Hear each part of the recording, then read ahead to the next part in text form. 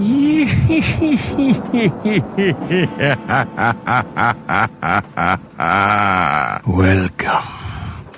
to Biff's Mystery Theater. I have many tales to tell you. Ghost stories, murder stories, and tales that will make your bones chill.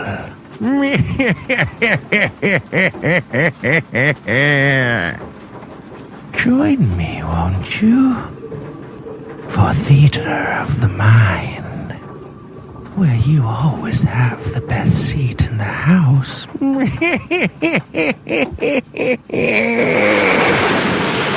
Now close your eyes and turn off the lights.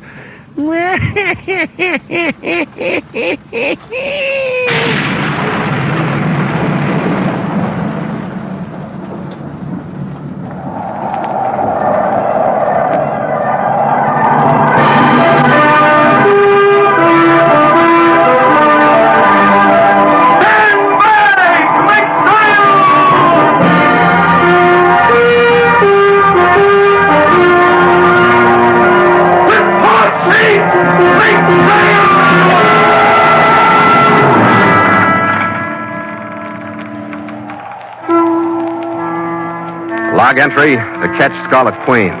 Position 19 degrees 14 minutes north, 108 degrees 3 minutes east. Wind light, sky fair.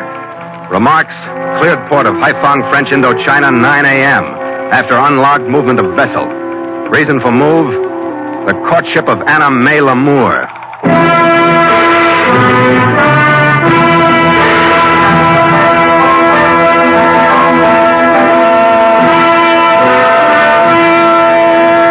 The port of Haiphong is spread out on the edge of a niche in Asia's coastline called the Gulf of Tonkin.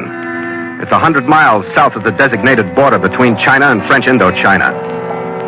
It's at one of the 7 mouths of the Songkhoi River, and the races that make up its population are as numerous as the fevers that swarm in from the surrounding swamps to reduce that population. But only one member of Haiphong's citizenry was important to us. It was Max Thorne, the local representative of my Chinese boss, Kuji Kang. Through him, we were to receive further sailing orders for the voyage of the Scarlet Queen. It was 1:30 p.m. by my wristwatch when we skirted the southern edge of the low, jungle-tufted island called Kakba and stood in toward the steaming river mouth. We edged into the welter of native craft, outward bound on the ebbing tide. I was so busy at the wheel that I didn't notice until she was alongside the tiny cockle shell of a canoe that had swept across the current to meet us. My chief mate Gallagher gave me a call. Hey, Skipper, we got a visitor. What is it, Red? She's, immodest, light-tanned, Micronesian. She's smiling and she don't chew beetle nuts. Tell her we don't want any. Send her back home. Oh, not this one, Skipper. She's already secured to our side, and she's asking for Phil Connie in English. When did you say you were in Haiphong, lad? Well, it's too long ago for her to have been waiting for me at the mouth of the river all the time. Bring her aboard, Red. Maybe she's from Thorne. Hey, Nelson, lend me a hand with the girl. Okay. Now, watch you don't lose your footing, black eyes. Okay, up you come. I have a missive for the hand of Phil Connie. Come on, this is him at the wheel. Here you are, Skipper. I have a missive for the hand of Phil Connie. I didn't know why her young brown face lit up with a smile when I reached out with my left hand for the envelope, but I didn't give her expression another thought after the contents of the note started to sink in. It was from Max Thorne, all right, and it said, "The girl will bring you to me. Be cautious. The men you will meet in my office believe that I've sold my loyalty to them. They're from Mr. Kang's enemy, Constantino. Since you're informed of the situation, possibly we can foil their plans, which are, of course, to halt the voyage of your Scarlet Queen."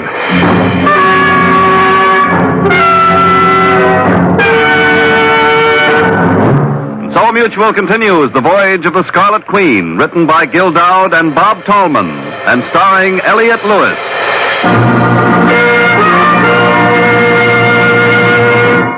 The Scarlet Queen, proudest ship to plow the seas, bound for uncharted adventure. Every week a complete entry in the log, and every week a league further in the strange Voyage of the Scarlet Queen.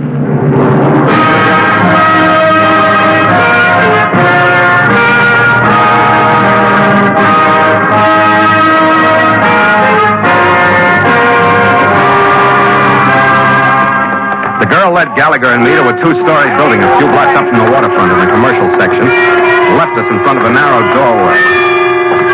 A sign in Chinese characters and English said China Traders, Kang and Son.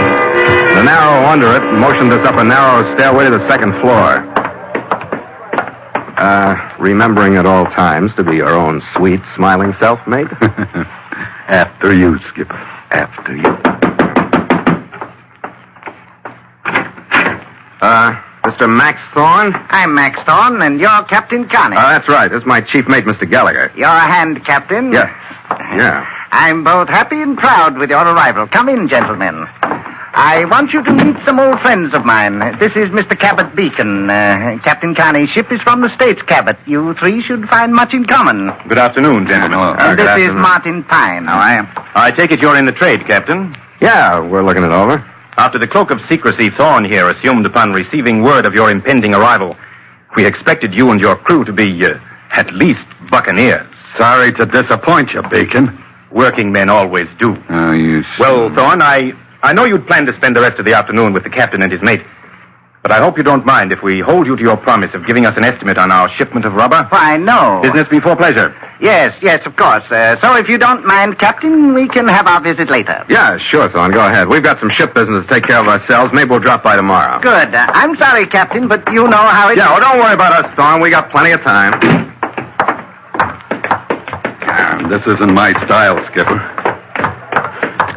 I don't think we should have left. Well, it depends on what Thorne told him, but I think he knows what he's doing. He had a note palmed when he shook my hand. I'm sure a calm customer. We better wait till we get out of sight of the building before we look at it. Yeah. What do you make of that, Beacon? He looks like a lawyer.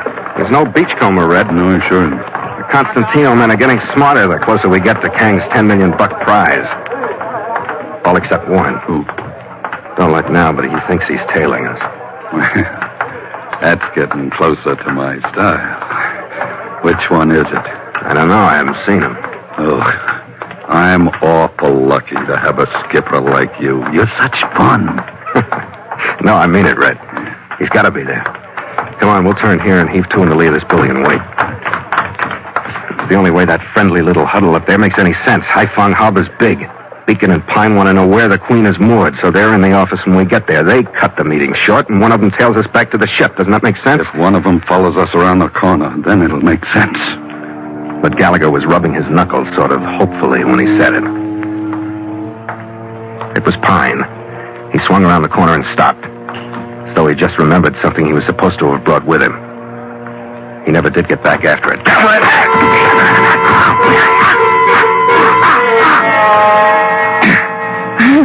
Well, now what do we do with them? Take them back to the ship and keep them out of sight. If they keep coming one at a time, we could clean this thing up this afternoon. Yeah. What about Thorne's note, Skipper? Nobody's going to see you read it now. Yeah, here it is. Yeah. Well? Oh. What does it say? We aren't doing so good, Red. It says, we'll try to see you on your ship tonight. Meantime, if anybody follows you, do your best to evade him. By no means show our hand by trying to stop him or we lose our advantage. Oh. I guess we should have read it before. Yeah, well, anything could have happened to Pine. He could have got run over or something, couldn't he? Sure, Red. Anything could have happened to Pine. I'd feel better if anything else had.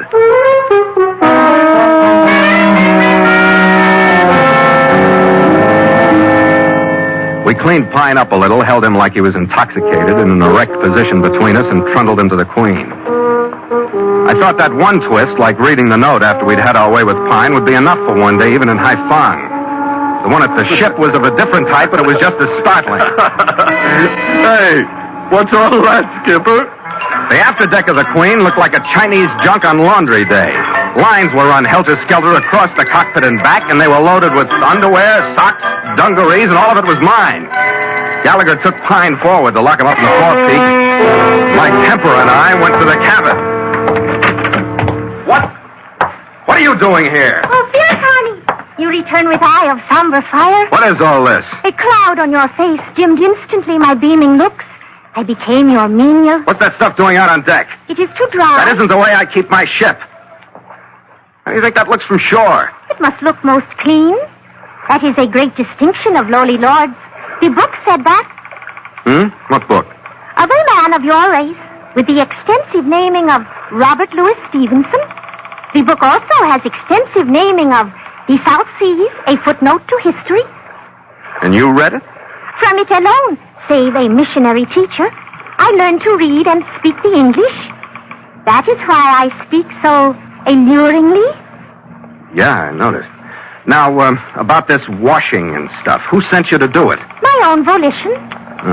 I am your menial and companionship. I wish to take care of you. Well, forget it. Where do you come from? My village is upriver. I came here not unwilling to visit like a ghost and be carried like a bale among scenes that had attracted me in youth and health. Yeah, sure. What's your name? I am called Anna May Lamour. I am called that by another of your race, who has since returned to my old life of house and sick room. Yeah, that's fine. Now, look, here. I want to pay you for the washing you did. What is that? Well, that's money. $5 American. It's worth a lot in the city. I do not want it. When I am for a long time your menial and guardian, then you will repay me? Ah, we got a housekeeper, Skipper. And her name is Anna May Lamour. Look, Lamour, you can't stay here. Where do you want to go? I do not. I've got troubles enough. If you want to help me, you go away. For a brief period of time? Yeah, even that would help. Here's the $5, Red. Yeah. Take her up to town, will you? Take her where she wants to go and lose her. Oh, you're hurting her feelings, Skipper. And she hurt mine. Laundry. When the time comes that I can't do my own washing, I'll find a farm and a wife someplace.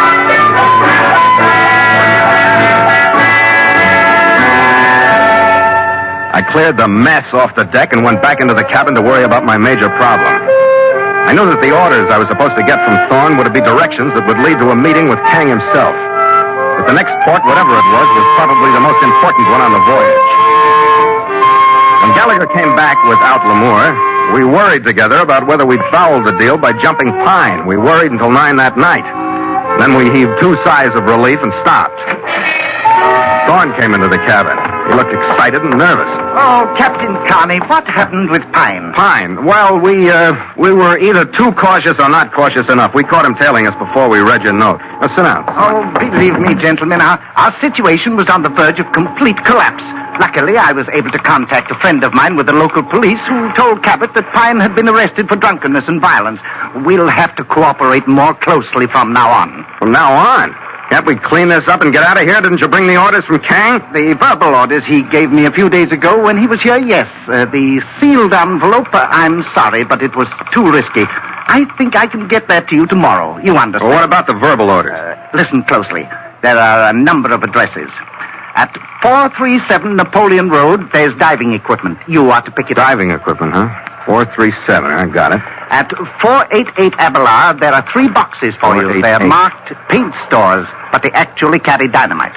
Diving equipment and dynamite, all right. And Mr. Kang suggested that you replenish and repair the arms you carry and lay on a good supply of ammunition. This sounds like a happy party, don't it? Now, do you want me to repeat them for you? No, I think I got everything. Red, count 1 and come out on deck with me. This ship is adrift. What? Skipper! Why dissipate time and trouble, my stupid buccaneers? What's with the ship, Beacon? You cut her adrift? Why? It might be to sink it, Captain. Wow. What do you think of that, Red? I think that it would be a shame to sink the ship. Gallagher knew what I meant. Beacon had walked into the cabin unarmed. He was well-built but slim. He wore rimless glasses. Gallagher prowled around behind him to hit him from the low point. I started moving in from the front. Beacon looked like he was in the middle of a ballroom as we moved in. He took his glasses off. And Gallagher hit him first. And he didn't get up. Gallagher, I mean. Then before he turned away from Red, I made my rush. With my right arm over his shoulder as a pivot for the cartwheel, my feet flew up and I landed athwart my desk and rolled off. His judo sword made my right arm useless. I tried to get up, but he walked calmly over to me and just as calmly sapped me behind the ear. Hey, what?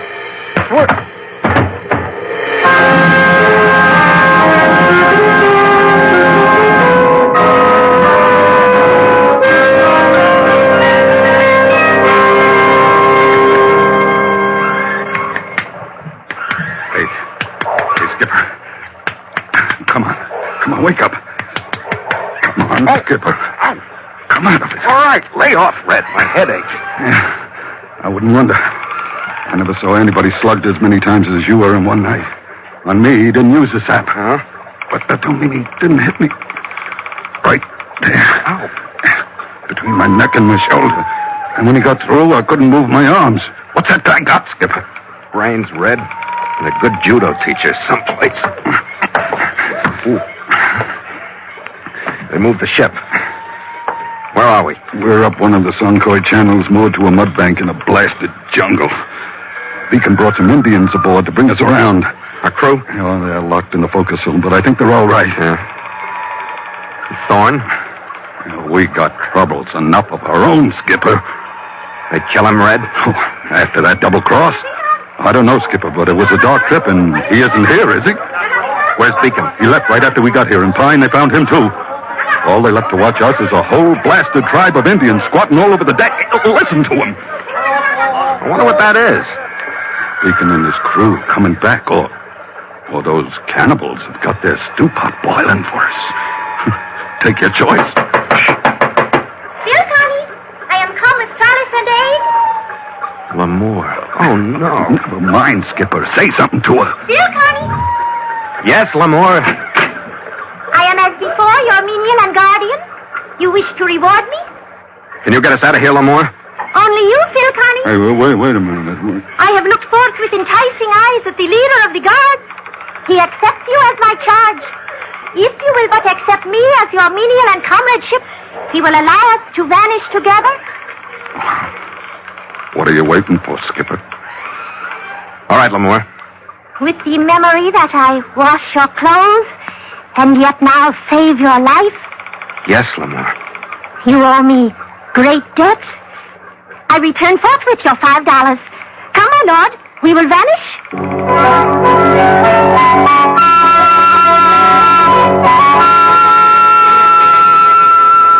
I made a lousy lord, but I tried my best because it was better than being cooped up on my own ship. There was no doubt of one thing, her service was good.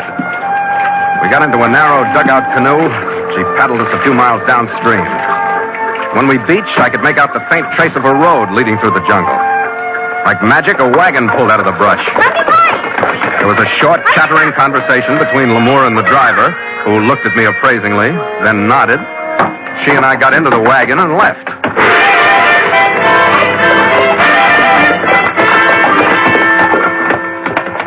And an hour and a half later, we stopped in front of Max Thorne's office. My lord has business in this place? I wish I knew you better, L'Amour. I wish I knew how smart you were, or how stupid, and how much you know or how much you don't know. You already owe me a great debt, my lord. But perhaps I will help you further. You will go into the office now?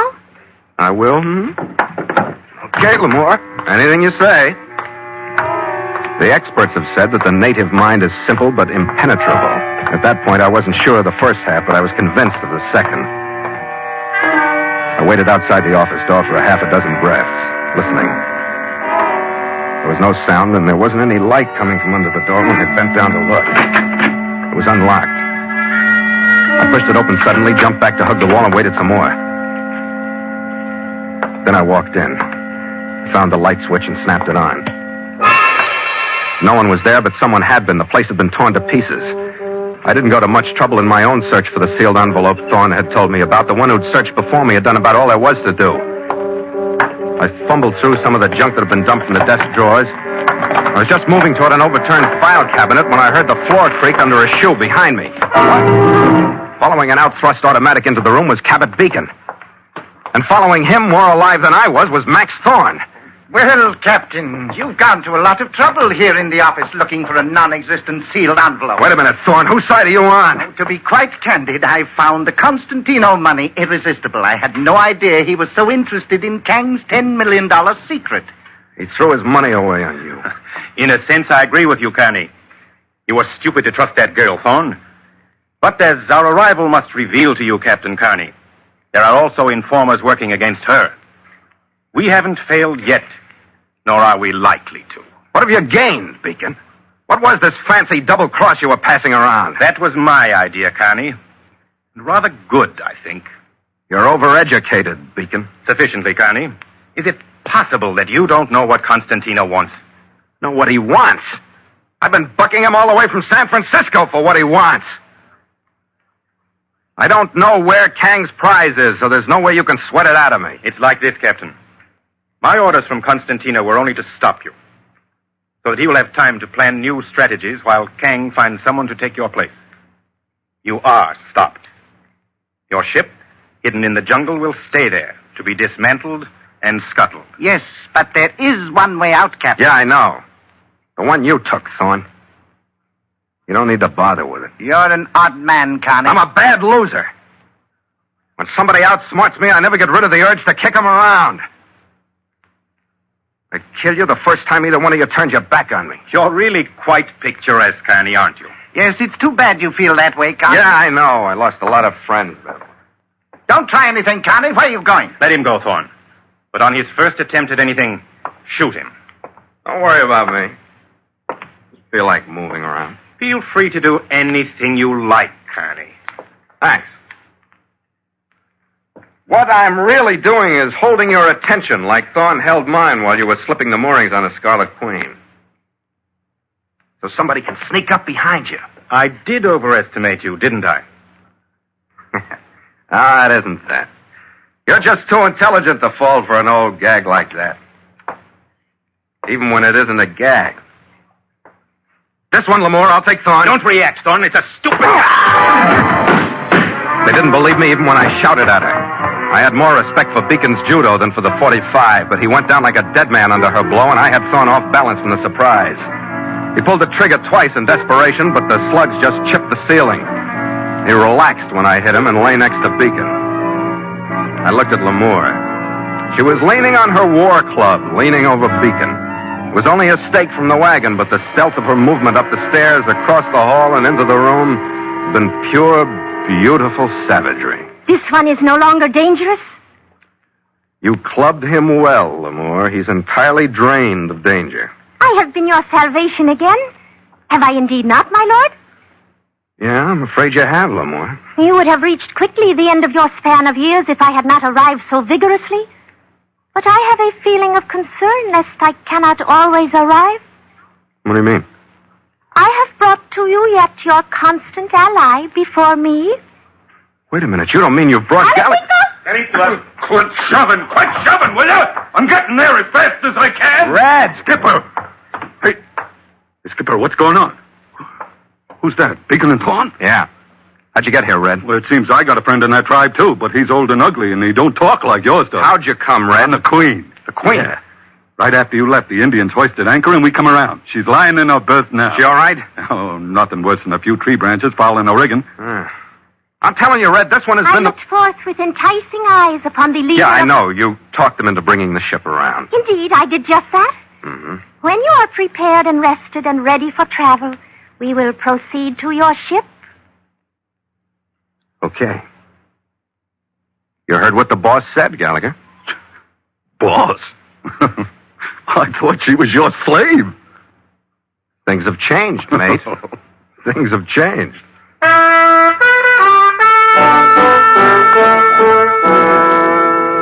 If I could have found anything to complain about with the way things had gone, it would have been the way my debt to her had developed.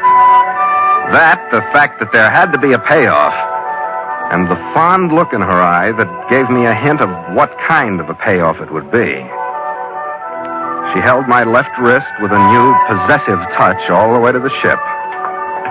She was still holding it when we all went into the cabin. Phil Carney, your debt to me has grown like a palm tree. It now transitions to a mountain. With the message I derived from the envelope I found in the office of Max Thorne. You? Certain instructions from some man named Kuchi Kang. What? Some man named Kuchi Kang. Lamore, that's the only reason I came to High Fun, to get instructions from Kang. What are they? Remembering that I, and me alone, give them to you, I say yet, you will sail to Singapore. You will find Kuchi Kang in room 207 in the Metropole Hotel. Is that not stunning? Yeah. In your country, you are forced to pay all debts. Well, in my country, we seldom have debts like this one. But look, L'Amour. You are a splendid man. Yeah, but really, L'Amour, you're not cut out to be a menial. You ought to marry some fine, strong man from your own people. I know what I owe you and how you feel about things like this. How did you learn of my marriage? You're planning on marriage? To someone you know? He is tall and fine, and I will teach him to speak as I speak. Oh. You don't want to be my menial and comrade, whatever it was. I wish now to end my service to you. It has been very great. Mm-hmm. You perhaps wish to repay me? Anything I have, L'Amour. Watch it, Skipper. From the beginning, I have greatly admired that which you wear on your left wrist. Hmm? It is of shining brilliance, and its tick-tock, tick-tock would lull my future My children. wristwatch? You mean you've done all this for my wristwatch? Indeed, yes. How could I have hoped for its attainment if they had killed you, and the watch were carried down the river with your body? Phil Carney, the great lover. Yeah. Here's the watch, Anime L'Amour.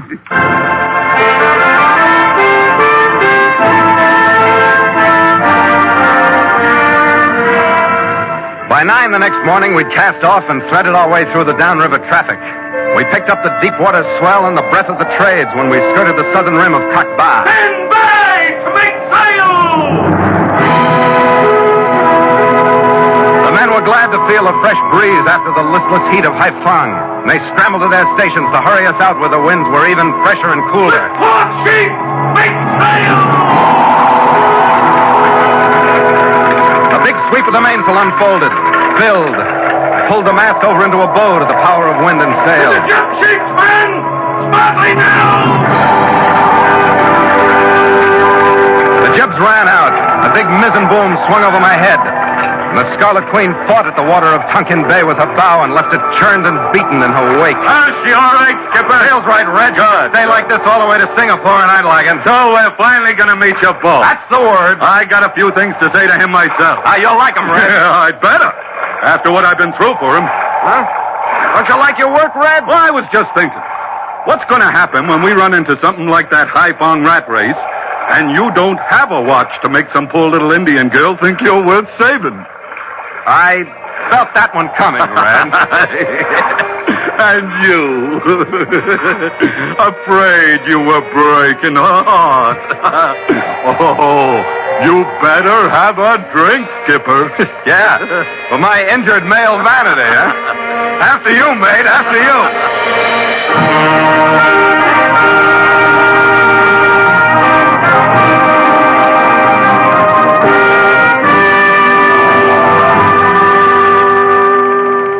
Log entry, the Ketch Scarlet Queen, 11:30 p.m. Miles traveled from San Francisco, 11,658. Sky fair, wind rising. Mainsail and mizzen reefed. Ship secure for night. Signed, Philip Carney, Master.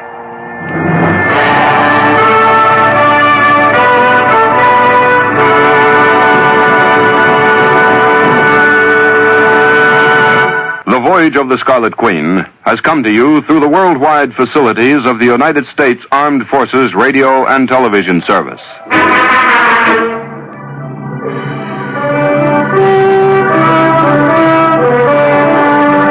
Stand by to make sail!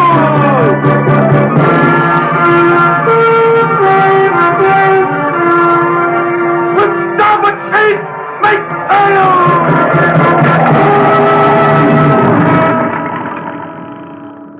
Log entry, the Ketch Scarlet Queen.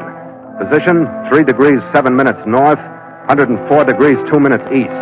Wind brisk, sky fair.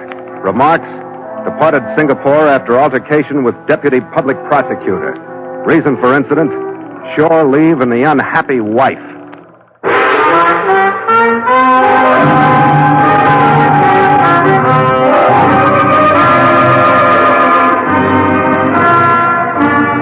It 10 days out of Haiphong that we rounded Point Lima, left the China Sea astern, glowing like gold in the strong afternoon sun, and passed through Singapore Strait to find mooring at the Peninsula Company docks just south of Raffles Key.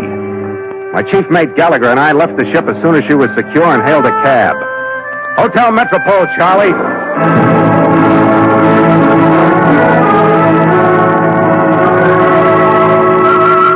I'd been hit periodically with a feeling akin to sickness for 3 or 4 days before our Singapore arrival. And it gnawed at me more severely than ever now that I was separated from the hotel only by minutes. Part relief, part apprehension, part disbelief that I was actually here and almost face-to-face with Kuji Kang, the man who'd drawn me all the way from San Francisco, was ready to send me farther into, I didn't know what, on the voyage of the Scarlet Queen.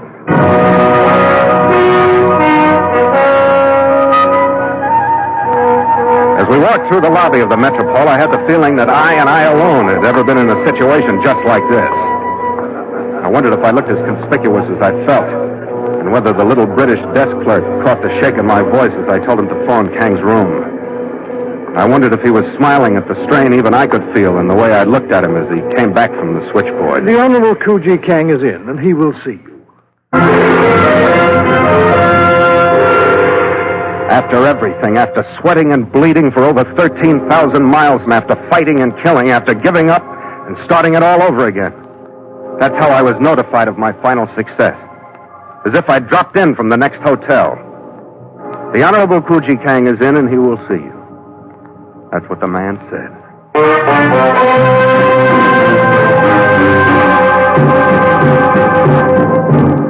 And so Mutual continues The Voyage of the Scarlet Queen, written by Gil Dowd and Bob Tallman, and starring Elliott Lewis.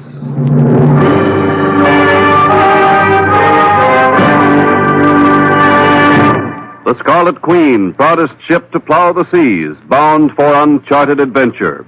Every week a complete entry in the log, and every week a league further in the strange Voyage of the Scarlet Queen.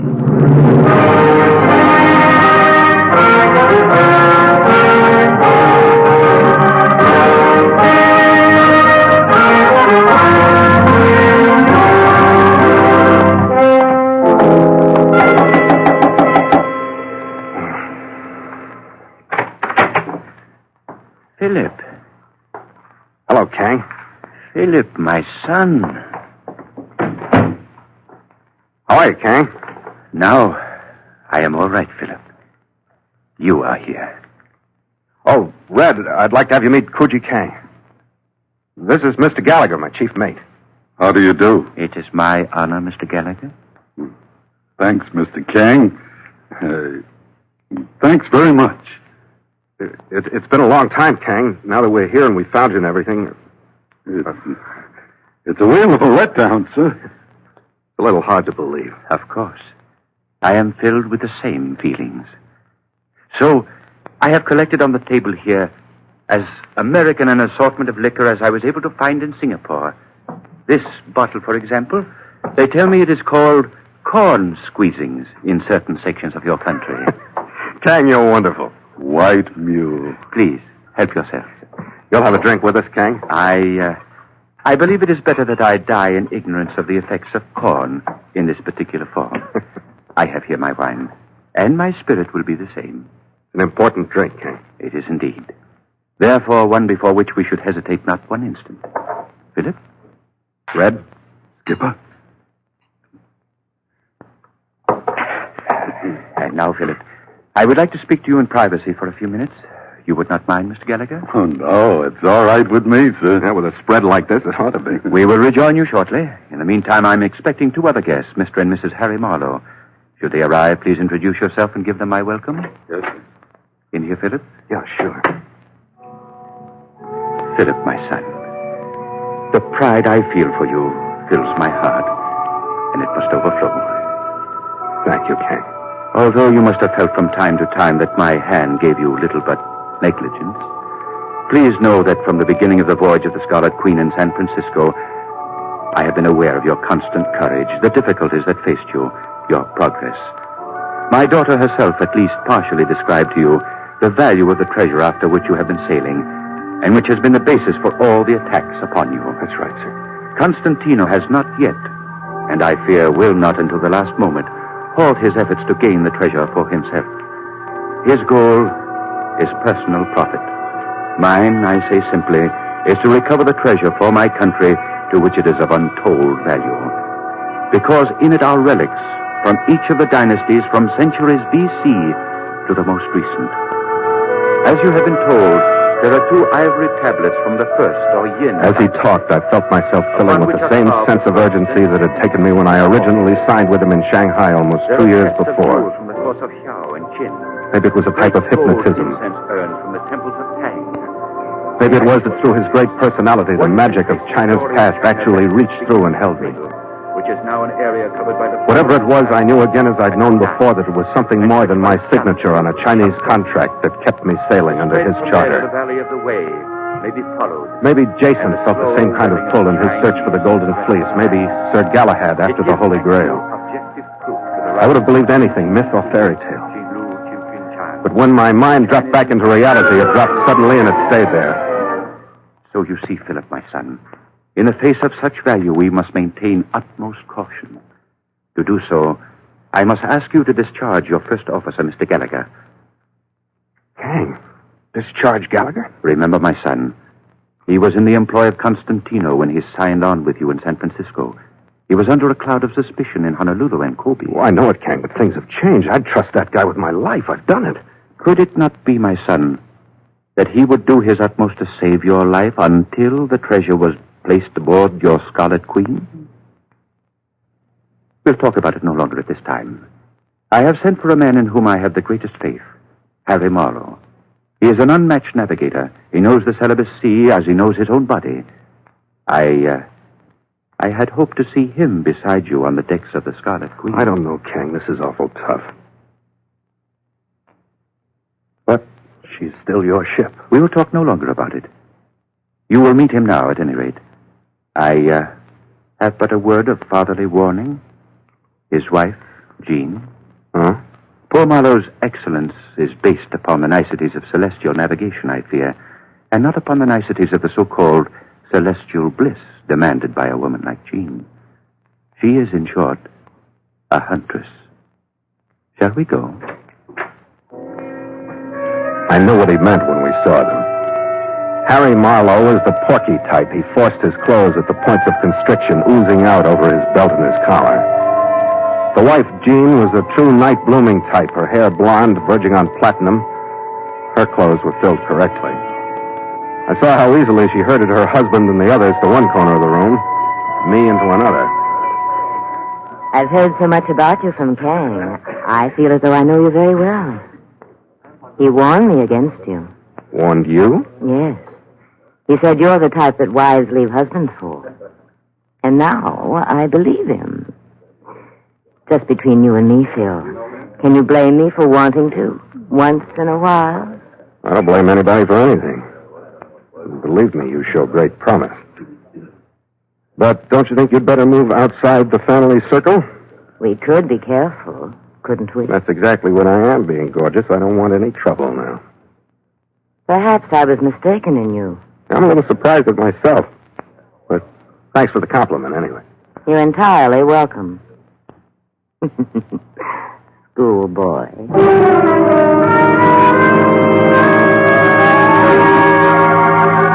The rest of the meeting was no less nightmarish. We drank our way through Kang's assortment of liquor, had dinner, and when I got to the point where I was hardly able to look Gallagher or Kang in the eye, we left.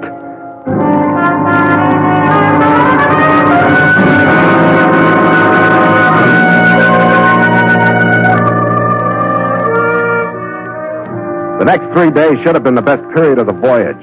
Kang didn't spare anything in making it a holiday for all of us. The Scarlet Queen went into dry dock for a complete repair and repainting. The crew was brought ashore to live and let go with an expense account limited only by the fact that there were only 24 hours a day to spend it in. Red and I were set up in a suite at the Hotel Metropole with 2 bedrooms and a parlor. I didn't tell Red about Kang's wish. Maybe I should have, so we could have shared one of the most miserable times of my life. But instead, I watched him leave the hotel every afternoon, watched him crawl back into the room every morning just before dawn. I didn't find out where he'd been spending his time until a little after 2, the morning of the 4th day. And by then it was too late. His face was beaten raw when he came in. And there was a look of terror in his eyes that I'd never seen there before. Skipper. What's the matter, Red? What's the matter? Her husband. Whose husband? Marlowe. That Marlowe woman. Now, they got not making sense.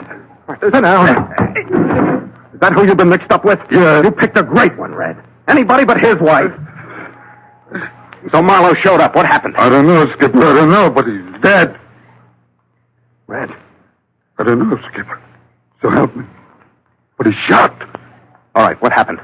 He came in and he had a gun in his hand. I made him drop it and we landed on the floor. And she put a gun in my hand. I didn't want it. He landed one on my face then.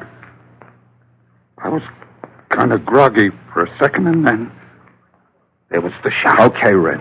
That's a great story. It's the best I can do, Skipper. Accidents like that happen. I didn't have any reason to kill him. I wouldn't kill him just to get away from him, would I? I don't think you would, Red. That's the trouble. Oh, answer it, Skipper. You know who it is. Yeah. That's right. Okay, thanks. The police, Red. They're on their way up. Have you got the gun? Yeah. Here it is. All right, leave it here. I'll keep it out of sight. Now, you better get out of here, don't you think? That'll make it look worse. Nothing will make it look worse. Get out of here. Let me know where you are when you can, and stay under cover. You're hotter than you even think. Come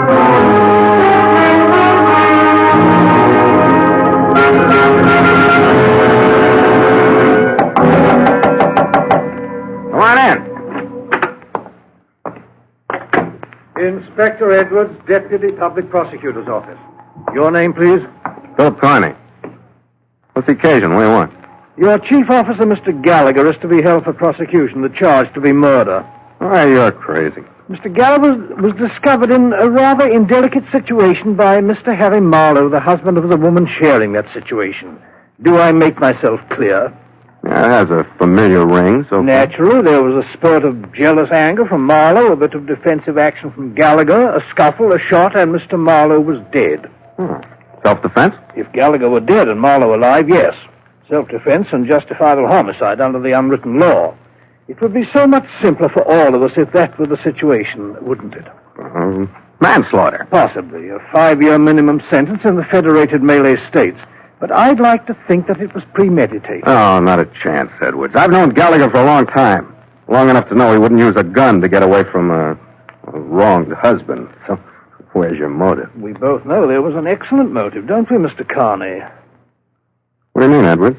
We both know that Harry Marlowe was due to take Gallagher's place as chief mate on your vessel, don't we? But still no motive because Gallagher didn't know. I didn't tell him. I'm afraid you're a bit mistaken. Gallagher did know. Where did you get that lie? From an entirely impeccable source. From your employer, Mr. Carney, Kuji Kang.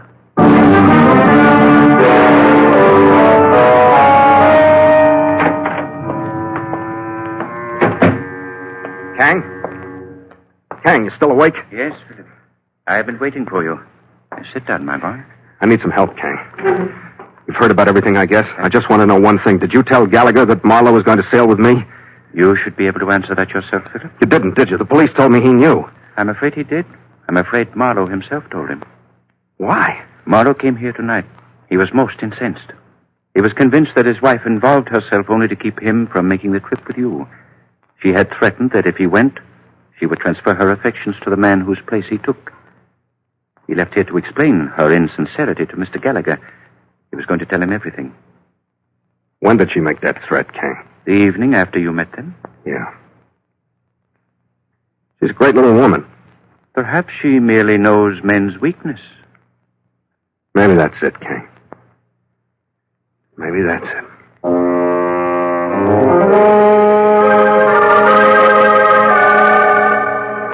I stayed in the suite the next day waiting for word from Gallagher. It came about 2:30 that afternoon. He was holed up in a room out on Victoria Street in the Chinese section where he thought he'd be safe for a while. Then I left the hotel and went down to get the autopsy report on Marlowe. And after that, I went out to pay my respects to his widow. She was reclining in a wicker chair near a little fountain in the garden of the Marlowe cottage. Oh, Phil, I'm glad you've come. What about Red? No, they haven't found him yet. Not that they don't have the dragnet out. Well, I know I shouldn't say this, Phil, but I just can't bring myself to hate Red. Because unless there was some strong personal feeling between the two, I think that the shooting in the middle of the struggle was really accidental. I'm afraid I've got the only real proof, either for him or against him. The gun he was carrying. I know I ought to turn it in, but it's hard to bring myself to do it. Oh, Phil, what an awful burden. You know how they are. They'll want to check the bullet they took from your husband's body. Oh, how terrible for you. I know I can't help, but believe me, whatever you do is your secret. I've forgotten everything you said to me. Thanks, Mrs. Marlowe. I really didn't come out here to share my problem with you. I wanted to tell you that I'd be in my hotel for the rest of the afternoon. I have to leave for an hour around 5. Then I'll be in for the rest of the night. So if you need anything, want any help, just let me know. Oh, thank you, Phil. I think I'll be all right.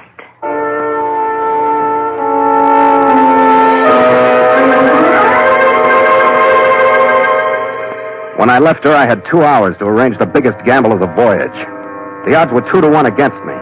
The 2 figure was divided into the possibility that Red had killed Marlowe to keep his berth, or that it had been accidental during the scuffle, which under the circumstances would be almost as bad. The one against those 2 was the possibility that Jean had killed Marlowe. And that was based upon the faint, hazy fact that she tried to involve me before she'd gotten her hooks into Red.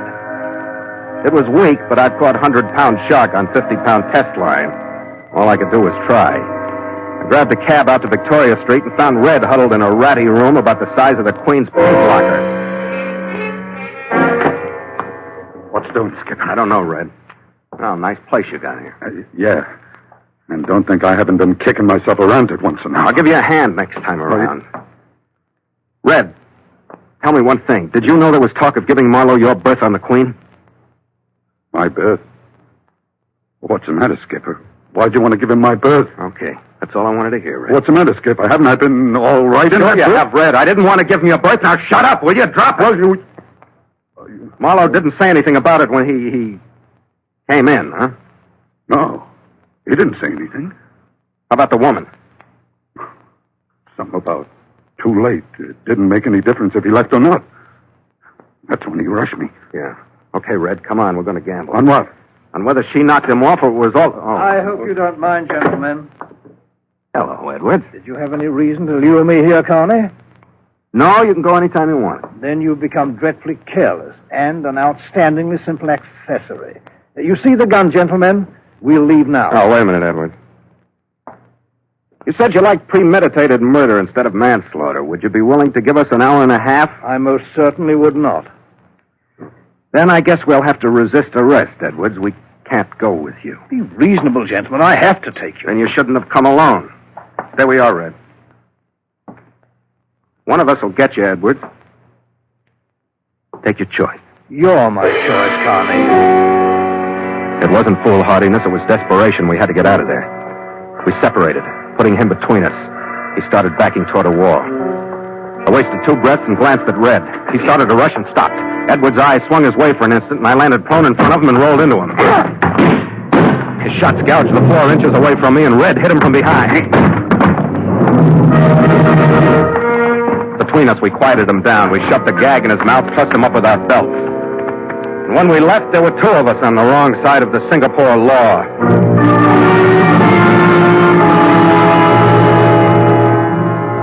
We sneaked into the hotel suite through a rear entrance. And a few minutes before 5, I made my public exit for the benefit of Mrs. Harry Marlowe. I circled the building and went back to the room by way of the rear door again and settled down to wait for her to pick up the cue I'd given her and sneak into the room to trade the murder weapon for the one Red had left with me. It was a good plan. It was very clever. But it didn't work. 6 o'clock, Red and I looked at one another. What now, Skipper? I don't know. Maybe she'll still come. If you were going into somebody's room and you knew they'd be out between 5 and 6, would you be late? But we still got the gun. If that isn't the one that killed him, I'm in the clear. Isn't that right? Yeah. We got the gun. Edwards isn't going to stay lashed up all night. You wait here, Red. I'm going out. Maybe I'll get another brilliant idea.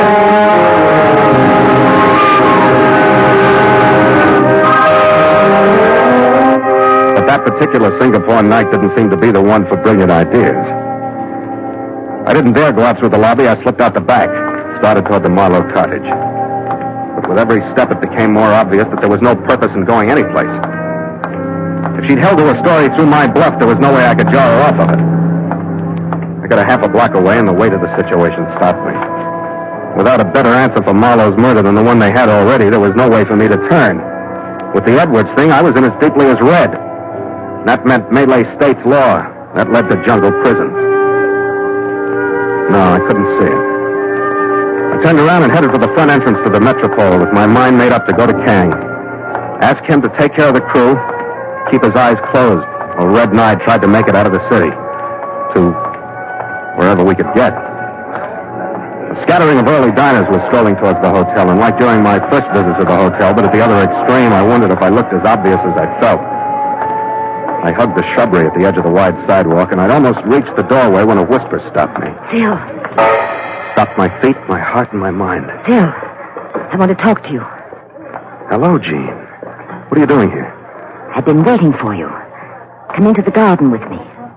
All right, Jean.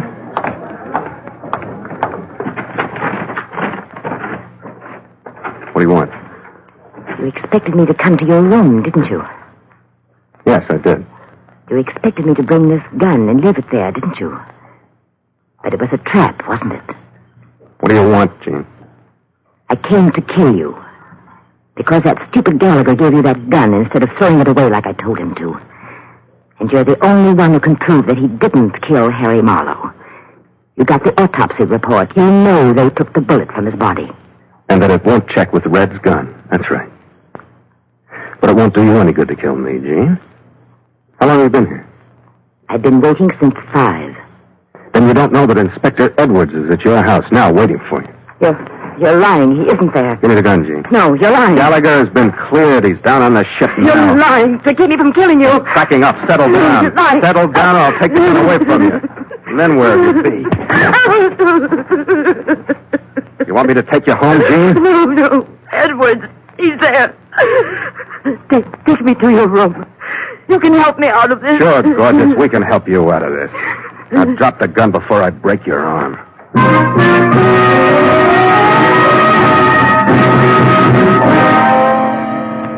Later that same night, the deputy public prosecutor's office got a more coherent confession than she'd given me. She'd been trying to get rid of her husband for the past 2 years by every method in or out of the book. And when 2 guys with potential motives arrived, me to keep Gallagher in his berth, and Red to keep himself in it, she'd gone to work. She'd missed me and caught Red, and killed her husband during the fight she'd arranged herself. Later that night, the DPP's office had also received a very agitated inspector named Edwards. And at about that time, Red and I were 2/3 through our second or third celebration bottle of Kang's White Mule in his rooms at the Metropole. Kang took me aside. Philip, my son, you are a young man with a stubborn will. Instinct, Kang. I know a good chief mate when I see one. There is no argument left in me. If you will submit to what you have recently experienced to keep Gallagher aboard, then, Gallagher, it will be. Your hand, Philip. I wish to congratulate you on your police work. You mean the simple threat of checking the slug to her gun? I believe that is what, as they say, cracked the case. Yeah, it did, Kang. But it would have been nice if somebody had asked me to make the threat good. That slug, it had hit Marlowe's belt buckle on the way in. It was so misshapen they couldn't have checked it to any gun. Surprising revelation, my son. Better proof that even the wisdom of Confucius blanches before the luck of the Irish.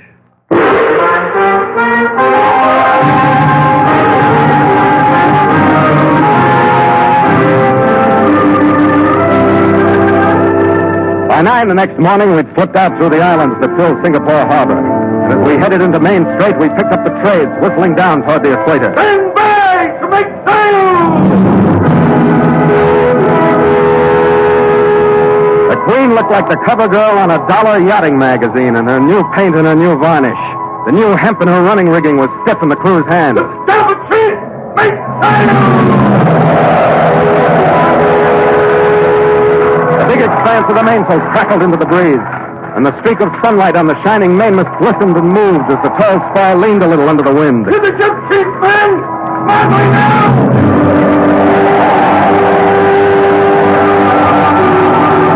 The jib, white and untried, rode out. The mizzen, creaking with newness, swung over my head. And the Scarlet Queen brazenly showed her shining side as she buckled into the run toward British North Borneo. I'm trying to think of a time when I felt better, and I can't. For me, you can have Singapore. What's our next port, Skipper? Sandakan. And listen, Red. Yeah? Now, I hope you aren't going to mind a little fatherly advice. No, sir. Now, you'll have to admit that woman was dynamite. Yes, sir. So from now on, when you meet some charmer, you bring her to your captain. That doesn't sound so good. Oh, we'll get references, letters of recommendation, things like that. It won't be much fun, but we'll keep you out of trouble. Yes, sir. Yeah, now, the bottle, please. Yes, sir. Drink, Skipper. You need one worse than I do. After you, mate, after you.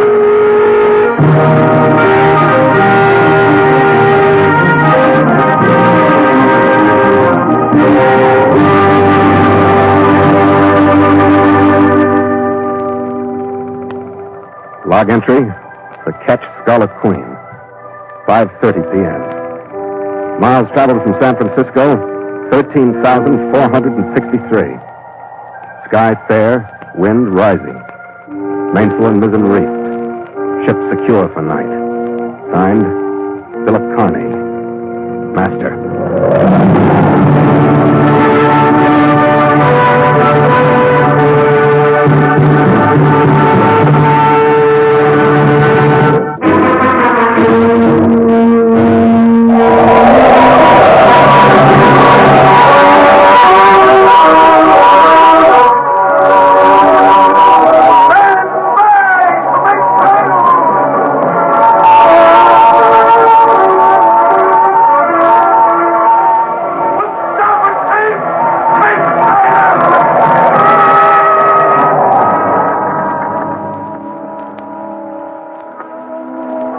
Log entry, the Catch Scarlet Queen, Philip Carney, Master.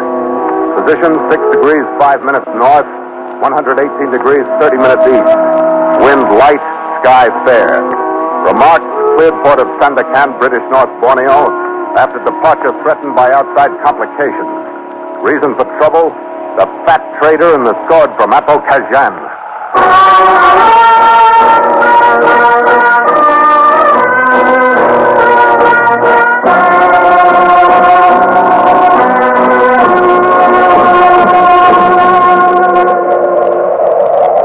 Was like rippled grass the afternoon we pushed through Balabac Strait, looking like a racing yacht under all the sail we'd rigged to catch the dwindling northeast trade. Our mission in Sandakan was simple, to take on stores and to get further sailing orders from a man named Miles Channing. And with the promise of shoreside heat that the molten sun was offering us now, the faster that mission was accomplished, the better. We swung around a point of land rotten with mangrove swamp and stood into Sandakan Bay and through the Red Rock Gate into the harbor. And after another half hour of dodging sampans and outriggers with their ornately colored sails, we found mooring at the British North Borneo Company's dock.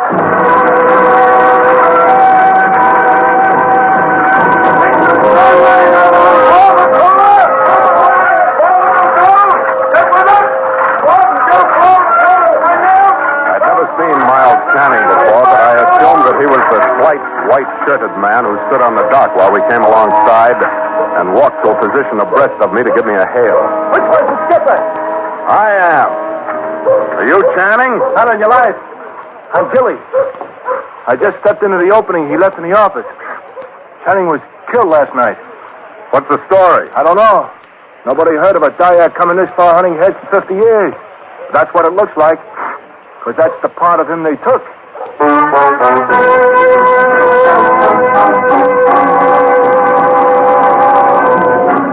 So Mutual continues The Voyage of the Scarlet Queen, written by Gil Dowd and Bob Tallman, and starring Elliott Lewis.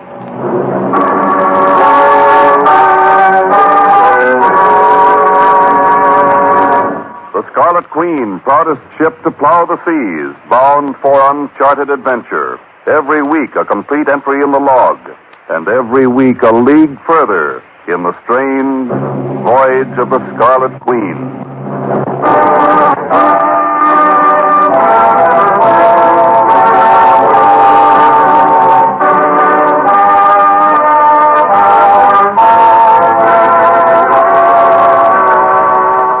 I left my chief mate Gallagher in charge of the ship as soon as it was secure and followed Gilly up into Sandakan.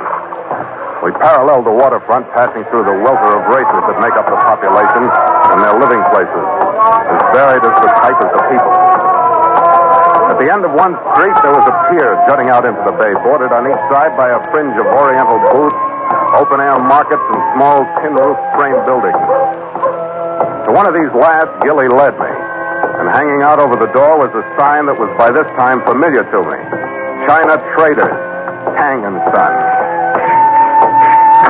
A slight Chinese glanced up from a desk as we went in. And the white man who was lighting an oil lamp against the approaching evening was old. From his shoulders hung a shapeless white duck coat. And from the corners of his mouth ran two brown tobacco stains. Oh, yes? This is Connie, the skipper. Meet V.L. Trodmore. Hello, Mr. Trodmore. I've been Channing's assistant. This is Kim, the office clerk. How are you, Kim? Oh, very happy, Captain Connie, having heard much good talk of you. Thanks, Kim. Now, what's the story on Channing, Trodmore? A cruel one. I found him this morning when I came to the office. I say, I found him. What was left of him. He was lying right there. What's this talk about a Dyak headhunting party? There's more than talk, Captain. Here's the Mandow that cut poor Channing down. The B&B company already traced it to the Dyaks of Apokajan. The heavy sword he held up for me to see had a blade about 2 feet long by 3 inches wide, whetted to razor sharpness on one side and broadening to almost 1/4 inch on the other. At the top of the ivory handle was a mailed human figure from which hung a dozen or more tufts of what looked like human hair. And into the grip below him were embedded a number of gems of varying colors and brilliance. The blade had new, dull reddish stains, a few inches from the tip. So as sure as I'm standing here, poor Channing's head is on its way to the smoking fire, to be howled at and danced around by them devils for 8 days of Mamadhulu celebration. The company ought to turn the garrison out after them. Yeah. Have you notified Kang? Yes, but I've got no answer yet. In the meantime, Gilly and I are doing the best we can. Yeah, you got some stores for me? I'll take care of them, V.O. You can give me a hand, Kim. Oh, yes, sir, Mr. Gilly. The stone was back here, Skipper. Yeah. Trodmore. Yes? I was wondering why out of all the places in town your Dyaks came here for their head. I wondered myself, Captain. But who can answer why? The Dyaks don't even know their own mind. An hour and a half later, it was dark. And I went back to the ship after sending a wagon load of stores down to her and stopping to cable Kang the story on Channing myself. The sight of the Queen resting easily at her berth, with her masthead lights shining cleanly in the murk, gave me the only lift of the sultry night so far.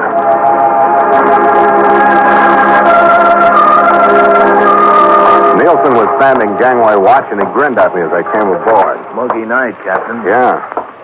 Stores get aboard all right? Yes, sir. And a visitor, too. Visitor? A big fat fella. He's in the cabin with the chief. He gave the gangway a real test when he came aboard. I knew what Nielsen meant when I saw the expanse of flesh sprawled in one of my cabin chairs. His head was bald and sweat-spotted. He was mopping his flabby face with a damp handkerchief. Pinkly sunburned arms hung out of the short sleeves of his shirt, folds of flesh hanging from the elbows, and massive, pinkly sunburned legs emerged from a tent-like pair of white shorts. This is Mr. Whitehead, Skipper. Hello. Indeed, warm pleasure, Captain Connie. Oh, sit still. Don't get up. Thank you, Captain. You're an understanding man. In these latitudes, even breathing is an effort for one cursed with my heft. Your hands are. Yeah. Glad to know you. Your chief officer kindly offered me the hospitality of your ship so that I might wait for an audience with you. It's in regard to a matter of great importance to me, and no little potential profit to you. Go right ahead. You have, I believe, heard of the sword from Apo Kazan? Yeah. It only killed the man I came down to Sandakan to see. Did what? That's right, Red. It's a great weapon. Captain Carney, I would give you $500 American if you would but place that sword in my hands. A lot of dough. After faithfully following its trail to the caverns of Shenyang, I am most willing to pay the price. This sword is history, gentlemen. Should rest through the centuries in some hallowed museum. Oh? Its story reaches back to the almost legendary Raja Bali Kajang, who ruled Borneo in the year 200 BC. It was his hand that swung it in battle. You saw the sword, Captain? Yeah, I saw it. You lingered over the hilt from which hung the hair of the 13 victims of Bali Kajang? Not quite, no. Tell me, Captain, did it not carry the figure of the great god Siva? I don't know. It was an ivory figure of a man wearing a cone-shaped hat, whatever it was. Siva, among the highest of the deities. Channing wrested it from the Shenyang caverns, far above the headwaters of the Kazan River. He beat me there by only 2 days. Oh? Who knows? Perhaps the spirit smiled kindly upon me. Had I found it, perhaps at this moment it would be my head slung over the tattooed shoulder of some savage. Like Channing's, you mean? Yes. By the merest warping of fortune, it was not I, but Channing who became the Parvi, one who offended the spirits.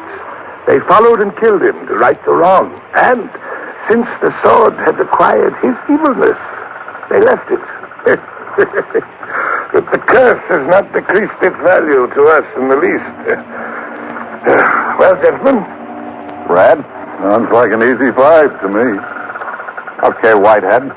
We'll try it anyway. Splendid. At last I can see the favorable completion of a long quest. Oh. Now, here is $100. Not knowing the true value of the sword, I believe Trotmore and Gilly will leap to accept it as the most equitable price. I trust, of course, that you will maintain a prudent silence in regard to said value. Yeah, okay. Splendid. You may find me at the Orange Hotel, just a stone's throw from here on Kinabalu Road. Good fortune, gentlemen, and a quick and easy turn of profit. Gallagher and I watched him ease his boat through the passageway and out onto the deck. Then we had a couple of drinks and left ourselves. We reached the pier, and against the dark water we could see the streaks of phosphorescence outlining the hulls of a half-dozen moored sampans. Few of the shops were open, but when we got farther out toward the China trader's office, the pier was almost deserted. We stopped at the door. But we didn't bother to knock because nobody would have answered us. The oil lamp was still burning, but only from the clothes could I tell that the body spoiled at the foot of the desk was Kim, the Chinese clerk. He was in the same condition that Channing had been found in. And stuck into the floor in the middle of a crimson pool was the sword from Apo Kazan. I wrenched it out of the wood. Holding it as inconspicuously as possible against my leg, I followed Red back out onto the pier. We got halfway up to the foot of the pier when a figure moved out of the shadows and stopped us. Hello, Skipper. Hello, Gilly. You been down to the office? Aye. Pretty, isn't it? What the devil's going on? That's what I'd like to know. My mate, Gallagher. Aye. I saw him on the ship. I don't know what's going on. I don't know why those butchers keep coming back to the office, but I do know. I ain't staying away. I got the sword, Gilly. It's been used twice, so I'm getting it out of there. You mind? Not at all, not at all. You want to sell it or anything? No, you're welcome to it, Skipper. I wouldn't be caught dead with it, but if you want it, well, it's your head. He walked to the foot of the pier with us, nodded goodbye, and turned one way while we turned the other and headed for the Orange Hotel, by way of all the lighted streets we could find. We sent a sarong bellboy after Whitehead, who was in the bar and who emerged from it with his puppy eyes wide open and staring in disbelief. You got it. Quickly. At a rumbling trot, he led us 100 yards away from the main building to his cottage. And when we were inside, he was panting and dripping from exertion and shaking as though from palsy and excitement. Gentlemen, my heartiest congratulations for a task well performed. We don't deserve them, Whitehead. Oh, indeed. The Dyaks were back.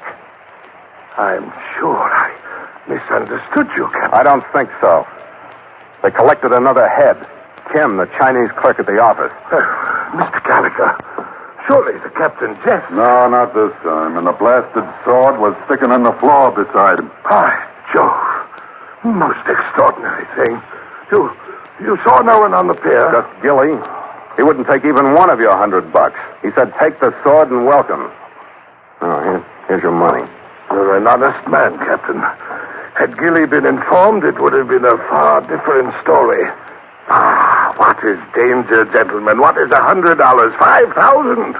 When I have in my hands at last the sword of Apokhajan, when I stroke the hair of Raja Bali Kajang's enemies fell 20 centuries ago, when I stroke the figure of Siva and the 17 jewels of Siva, the jewels are for the 17 sons, gentlemen. Come closer to the light, and I will name them.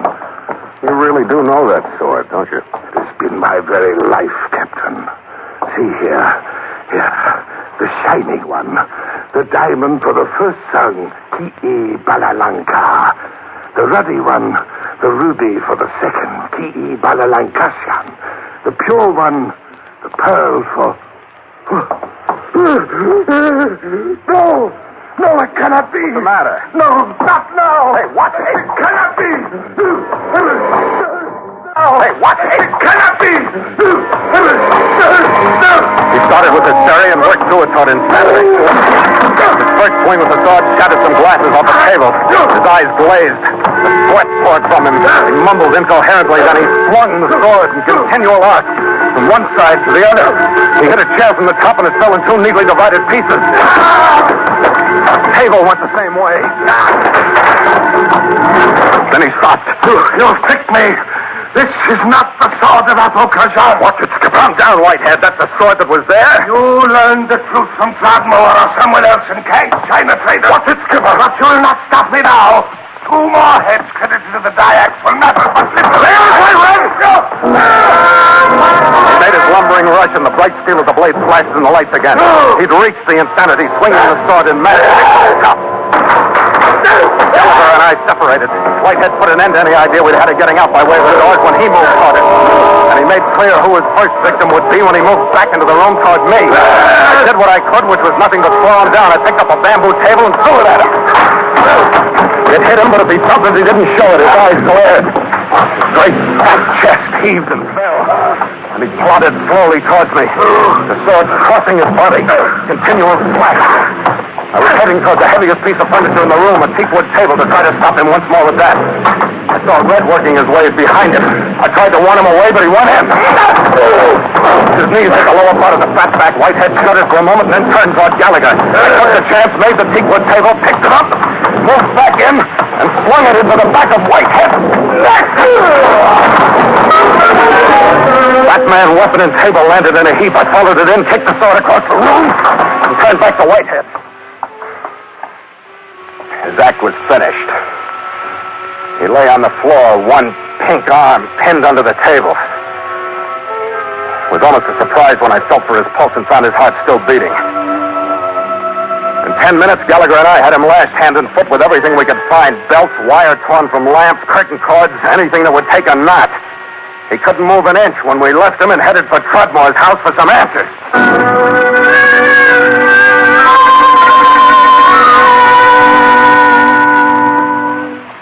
Glad you've come, Captain Carney. Your orders. A cable from Kuchi Kang was delivered here to you. Thanks, but right now I'm interested in a fat man named Whitehead and a sword from Apokhajan. Where is Whitehead? He's trussed up in his cottage at the Orange Hotel. He said that the China traders were interested in this sword. What's it all about? I just got an understanding of that myself by cable from Kang. Channing was sent after the sword because it's worth not thousands, but millions of pounds every year. Worth that much to a museum? Is that the story Whitehead told you? No, not in museums. In diamonds. That sword is the strongest magic on Borneo. The chief that had it will be the strongest chief on Borneo. Channing found a certain chief in the village of Long Tamaloi with unworked diamond mines that would be some of the richest in the world. In trade for the sword, the chief people would dig the diamonds and bring them here to China traders. Now do you see? Yeah, vaguely. Do you think there are any Dayaks in town? I don't know. I asked at the garrison. They don't know. But I do know that the sword is important to the Dayaks for what it is itself. And they would gladly kill to get it back. Yeah, it looks like everybody would. Yeah. Only question is, who's got it? I'm afraid I can answer that, Captain. Huh? Channing had the copy of the sword made in case anybody would force it away from him. The original, it was hidden in one of the boxes you put aboard your ship. Aboard our ship? Who else knows that, Trudmore? I think Kim is the only one who knew it with Channing. But Kim is dead. But, Captain, now you know the importance of the sword to China traders. Yeah. I think you'd better contact the garrison and have somebody go after Whitehead. Better than that, I'll go with him. I think there's no question but that he killed Channing. I'd like to be there to hear him say it. What are you going to do, Captain? I think we'd better pull out of Sandakan tonight and stand by till things cool off. With the sword aboard the ship, at least I'll feel better at sea.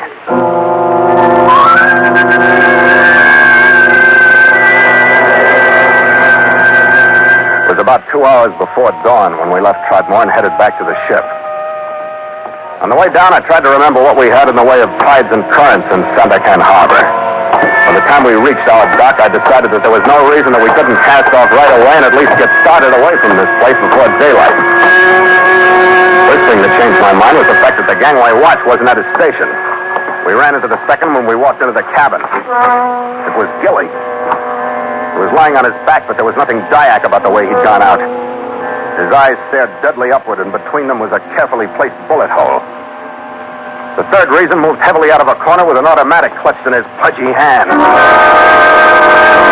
Our meetings are becoming not only numerous, but monotonous, Captain, and Mr. Gallagher. Yes. I trust this will be the last. What'd you do with my crewman, Whitehead? He's trussed up in somewhat the same fashion as that in which you left me. What's Gilly doing here? He accompanied me. As a matter of fact, he brought me. In this order, he told me where the original sword from Apo Kajan was hidden, loosed my bonds, and then, here, on your ship, the scoundrel had the effrontery to bargain with me for a share of the proceeds. You see my answer between his eyes. How did Gilly know where the sword was? Oh, very simple, Captain, very simple. He was told by the Chinese clerk, Kim, and immediately thereupon saw to it that said Chinese clerk would reveal said location to no others. Do you follow me? Yeah. We saw Kim. And you don't deny that the priceless sword is here aboard your vessel? Gentlemen, the deaths of Channing and Gilly will, I hope, discourage any further cleverness on your part. Okay, Whitehead.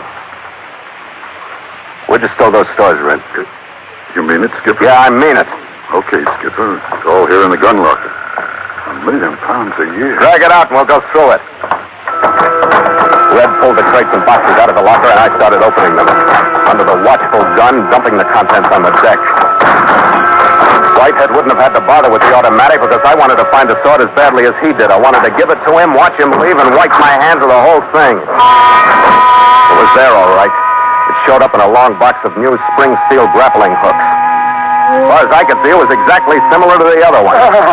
Whitehead snatched it out of my hands as though I was about to make it disappear. He took it into a brighter light. His attention was diverted for a few seconds, and Red looked at me expectantly, but I shook my head. I didn't want action. I just wanted him off my ship. There's no mistake this time. The original sword of Apo Kajan. I hope you're miserably happy with it, Whitehead. I hope it brings you nothing but trouble until you stretch out. Oh, come now, Captain.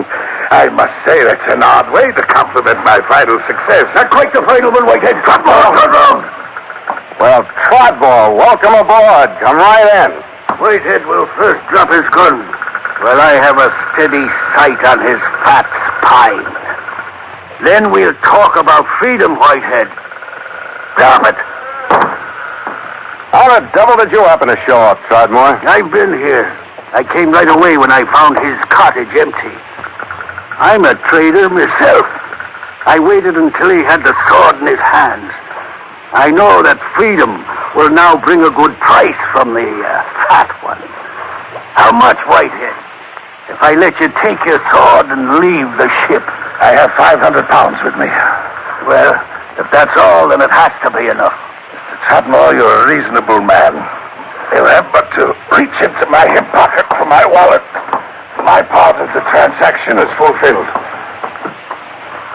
All right. You can go now. Well, a night of extremes, gentlemen. Good fortune to you all. What's going on? That was the idea, Trot. Not yet, Captain. Yeah, but you're letting Whitehead go to make the $1 million deal with the sword. I don't want the sword. And I hope Kuchi Kang agrees even for £1 million a year. It brings too much death. Because it should never have been taken from the caverns of Shenyang. Come out on deck. There's enough dawn. I'll show you something.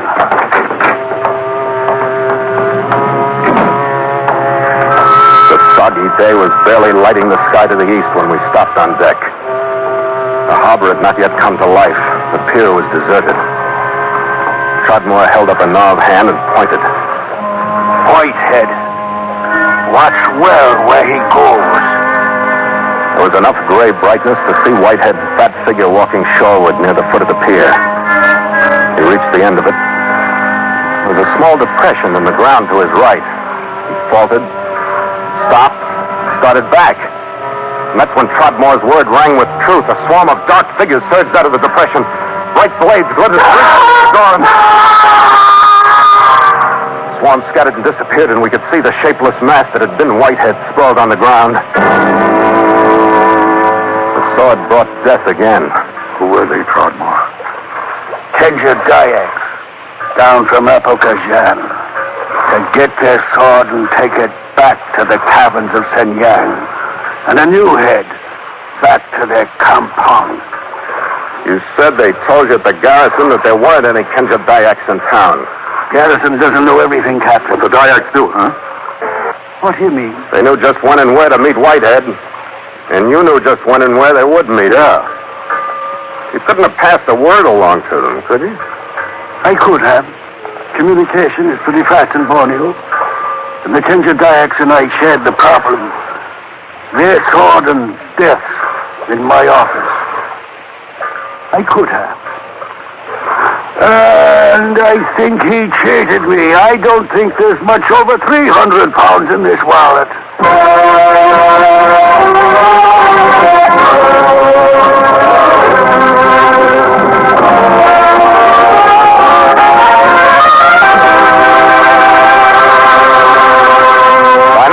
That same morning, we nosed out through the muddy water of the harbor, the lighter water of Santa Café, and into the clearness of the Celebes Sea. And well off the mangrove bordered coast, we picked up a trickle of the northeast trade.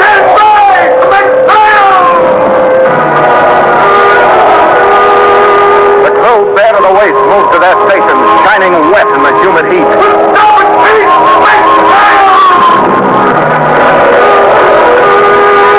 The mainsail crawled hopefully up toward an azure sky, reached for the wind, pounded, and slowly filled.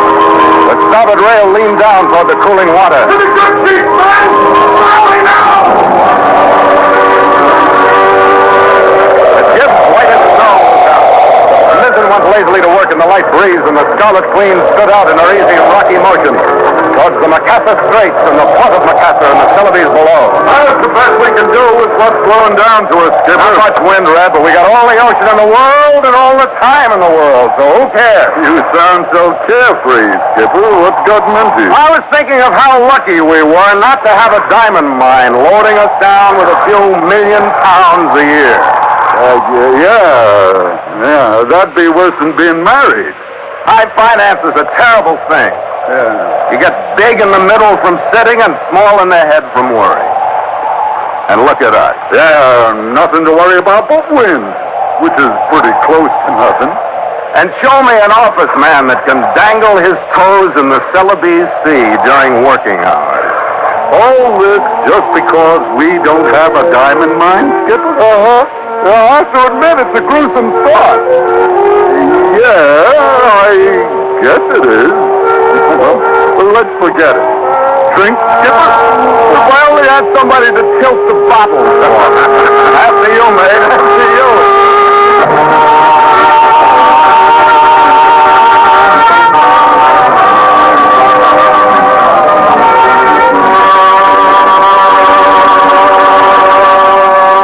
Log entry, the Ketch Scarlet Queen, 5:30 p.m. Miles traveled from San Francisco, 15,816. Sky fair, wind light. Carrying full sail. Ship secure for night. Signed, Philip Carney, Master.